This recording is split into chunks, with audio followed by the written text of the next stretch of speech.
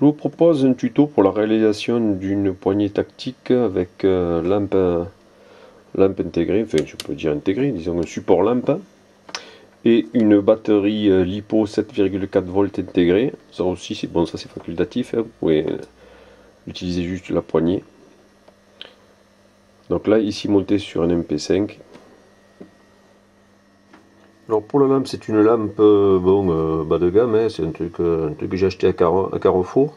Ça m'a coûté 5 euros. C'est une 7 LED avec les piles, donc 3 piles AAA, donc que j'ai peinte en noir simplement.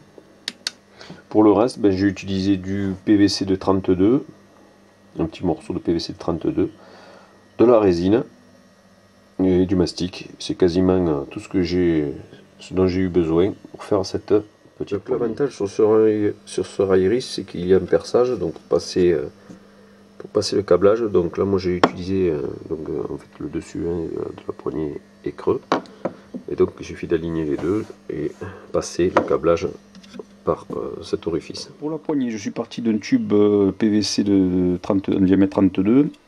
J'ai découpé un morceau de 13 cm de long. Je vais utiliser donc un décapeur thermique pour chauffer le tube et le comprimer entre mon établi et une plaque pour le déformer, lui donner à peu près cette forme-ci. Voilà, ça donnera ça. Pour pouvoir y glisser à l'intérieur une lipo, donc qui rentre normalement, donc à ajuster bien sûr après un chauffant. Donc voilà, j'ai chauffé mon tube. Là je l'ai déformé sous une plaque. Voilà ce que ça donne. Parce que c'est encore un petit peu chaud. Donc le problème qui se pose, c'est lorsque on va mettre donc la lipo 7,4 volts, on se rend compte que même en ayant déformé, on touche un peu au niveau des bords, donc on va aplatir légèrement les deux autres côtés. Donc pour cela, bon ça c'était mon petit prototype, hein. Pour cela, moi je vais utiliser donc deux morceaux de bois. Donc je l'ai compressé entre les deux morceaux de bois. Et puis on va chauffer un côté, donc au décapeur. On va chauffer en le posant l'ensemble sur une table, et après avec un petit bois, ou bon moi j'ai pris une petite lime mais c'est pareil, on appuie fortement sur les deux côtés, donc un côté comme ça, on appuie bien fort, on laisse se refroidir un peu et on fait pareil de l'autre côté. Donc voilà en gros ce que ça donne. Donc là on voit que les côtés sont légèrement aplatis, donc j'en ai fait un peu moins aplati que l'autre. Donc ça c'est juste pour faire passer le câblage. Donc là on se rend compte que là par contre on rentre nickel. Donc j'ai récupéré sur un garde-main un rail en métal de 21 mm donc, que j'ai en métal, donc j'ai recouvert de scotch, de toile armée, pour boucher tous les trous, les perçages. J'ai utilisé ensuite un morceau de bois, un morceau contreplaqué, recouvert de scotch pour isoler la résine, et je vais positionner mon rail bien centré. Je vais le scotcher de chaque côté pour qu'il ne bouge plus. Ensuite pour le moule lui-même, j'ai utilisé du carton, ça sera un moule perdu. Donc deux petits morceaux de carton, alors, le carton un peu rigide quand même. Un qui fait, donc j'ai mis un premier à 11 cm, en fait, donc ça sera la longueur totale de ma poignée. Et j'ai fait la 3,6 cm, ça sera la largeur. Donc j'ai découpé, comme on peut le voir là, le passage du rail, chacun. Là maintenant je vais tordre à cet endroit là, plier là, plier là.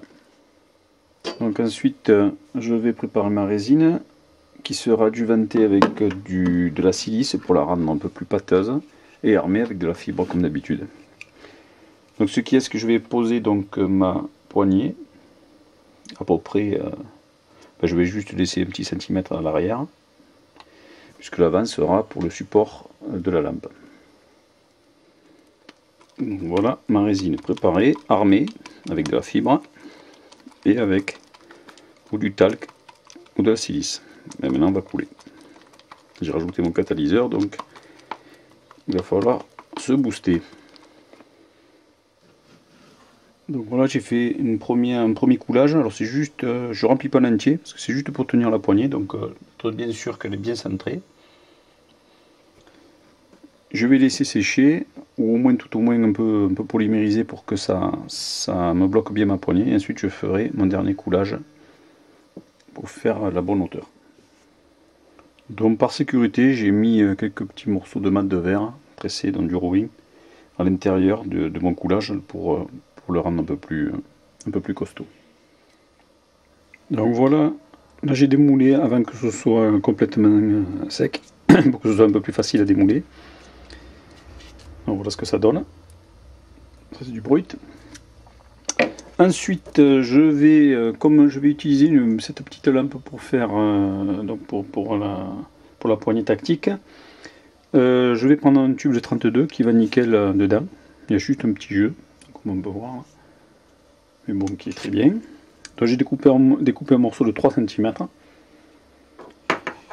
Donc je vais refaire un peu de résine armée et je vais noyer ce petit morceau de tube PVC dans la résine fraîche et finir de couler ma poignée.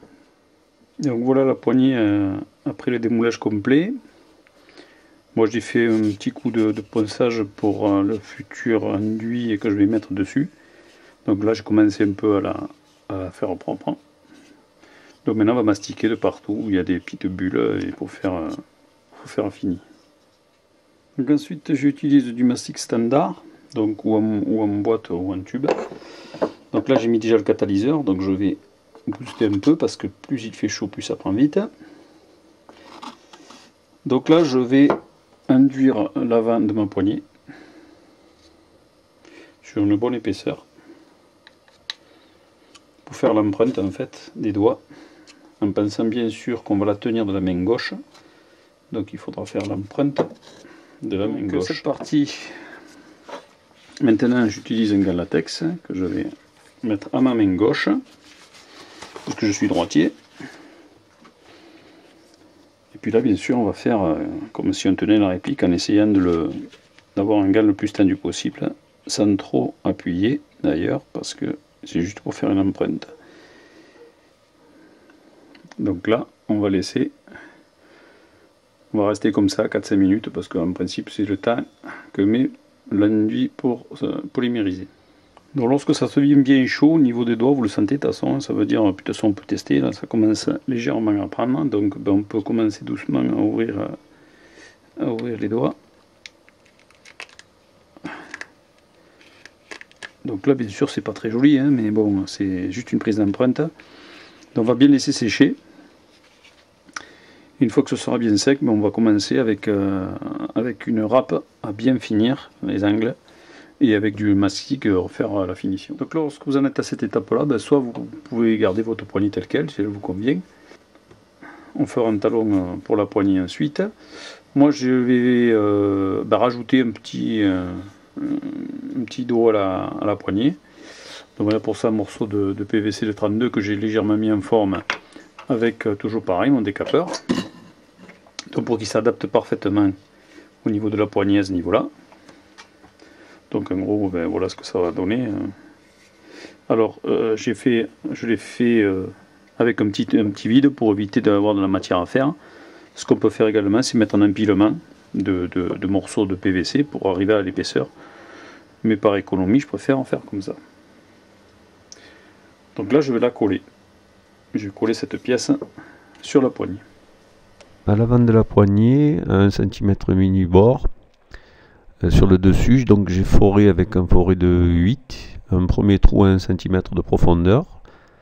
Et dans le même axe, j'ai foré avec un foré de 3,5 pour le tarauder ensuite avec un tarot de 4 et y mettre une vis de 4 qui, une fois vissée, tient la lampe en position dans la poignée.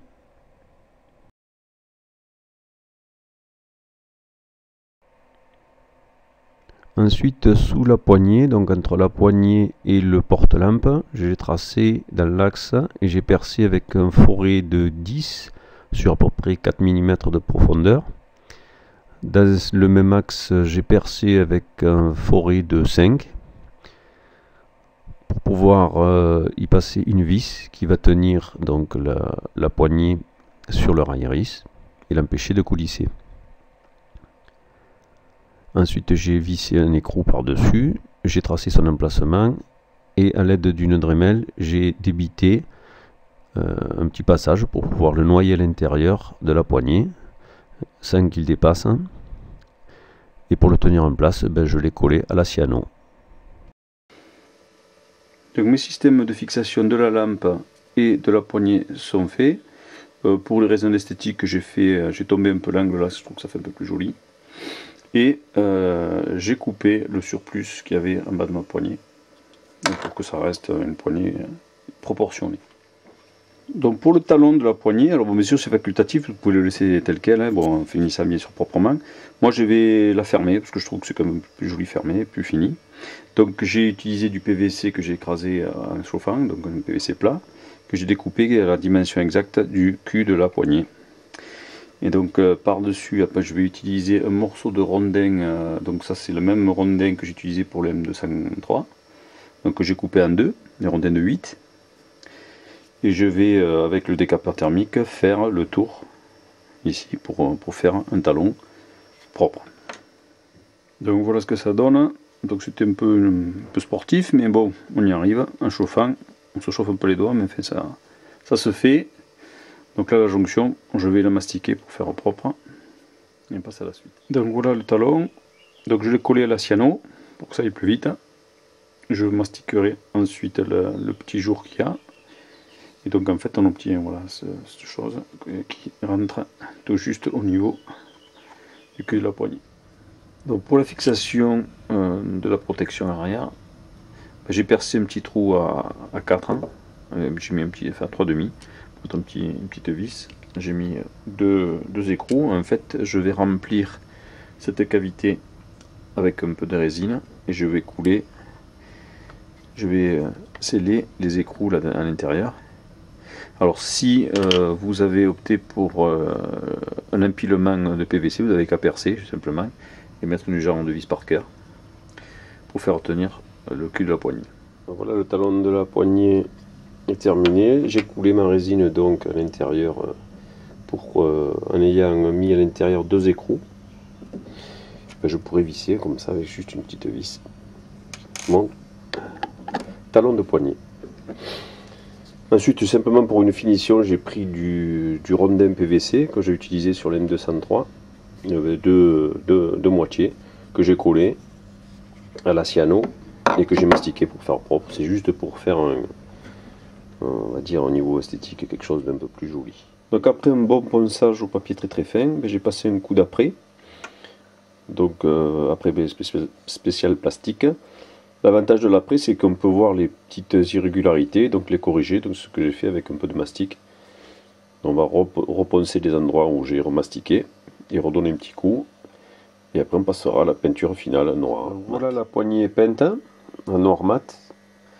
J'ai fait de même sur la lampe, donc il suffit d'introduire la lampe à l'intérieur jusqu'à ce qu'elle sorte derrière. Et on va serrer cette petite vis ici pour la faire tenir en place.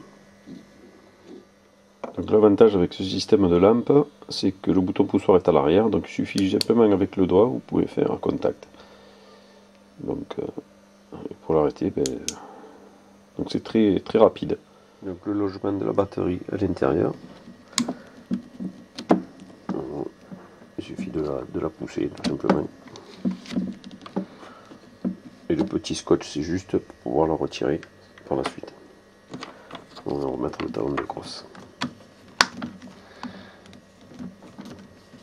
à visser dessous.